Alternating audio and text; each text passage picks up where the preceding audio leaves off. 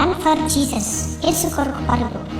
Easter ముందు రోజు శనివారం ఈ ర్యాలీని ఇంచుమించు అన్ని పట్టణాల్లో నిర్వహిస్తారు. దీనిలో చిన్నపిల్లలు, యవనస్తులు, పెద్దవారు, వృద్ధులు అందరూ చాలా ఆసక్తిగా పాల్గొంటారు.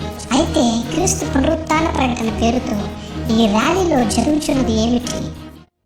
అల్లరి చేస్తూ లోకాన్ని మరిపించే ఎంటర్టైన్మెంట్ జరుగుతున్నది. అసభ్యమైన, ఆకర్షణీయమైన వస్త్రాలు వేసుకొని ఇతరులకు మోహపు చూపును కలిగిస్తున్నారు. శరీర సంబంధమైన డ్యాన్సులతో ఎంజాయ్ చేస్తున్నారు. దైవజనులారా, పెద్దలారా, ఇదేనా పునరుత్థాన ప్రకటన? ఇదేనా అన్ని జనులకు మనం చూపిస్తున్న వెలుగు? సమాజానికి సభ్యత నేర్పించాల్సిన క్రైస్తవులే సిగ్గు లేకుండా ఇలా రోడ్లు ఎక్కుతుంటే ఇక సమాజం బాగుపడేది ఎప్పుడు? ఇక్కడ జరుగుతున్నది కేవలం ఎంజాయ్మెంట్, ఎంటర్టైన్మెంట్ మాత్రమే. ఈ రన్ ఫర్ జీసస్ పేరుతో అమ్మాయిలు, అబ్బాయిలు కలిసి అసభ్యంగా రోడ్లు ఎక్కుతుంటే సమాజానికి తెలిసేది క్రీస్తు పునరుత్థానమా? పేరు కోసం, డబ్బు కోసం టీవీ ఛానల్స్ వారు ఇలా బరి తెగిస్తుంటే ఏమాత్రం ఆలోచన లేకుండా పాస్టర్లు సైతం లోకం నుంచి వేరైన సంఘాన్ని మరలా లోకంలో పరుగు పెట్టిస్తున్నారు. అనేకులు పోకిరీ చేష్టలను అనుసరించి నడుతురు.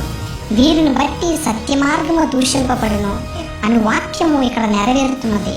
మిమ్మును బట్టియే కదా అన్ని జనులలో నా నామము దూషింపబడుతున్నది అని ప్రభువు చెప్తున్నాడు.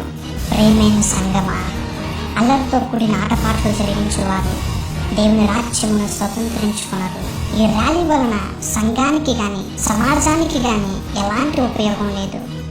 ప్రేమైన దైవజనులారా, దయచేసి ప్రార్థనా పూర్వకముగా ఆలోచించండి. ఈ ర్యాలీ ప్రభు దృష్టికి అనుకూలం కాదు. దీని వలన ఎలాంటి ఆత్మీయమైన ఉపయోగం లేదు. అంత్య దినాలలో సాతాను సంఘంలో ప్రవేశించి తన కుయుక్తి ద్వారా మోసం చేయడానికి శతవిధాలా ప్రయత్నిస్తున్నాడు. వీలైతే ఎలాంటి అలరి లేకుండా సభ్యత గల వస్త్రాలు ధరించి చక్కటి పాటలు పాడుచు, సువార్త పత్రికలు పంచుతూ మంచి మీటింగ్ పెట్టి లోకానికి క్రీస్తు సువార్తను ప్రకటిద్దాము. శరీర సంబంధమైన పరుగు కాకుండా ఆత్మ సంబంధమైన పరుగుతో లోకాన్ని వెలిగిద్దాం.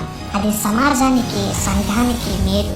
ఇదిగో ప్రభు త్వరగా వచ్చుచున్నాడు. వాని క్రియలు చొప్పున ప్రతి వానికి జీతమిచ్చు.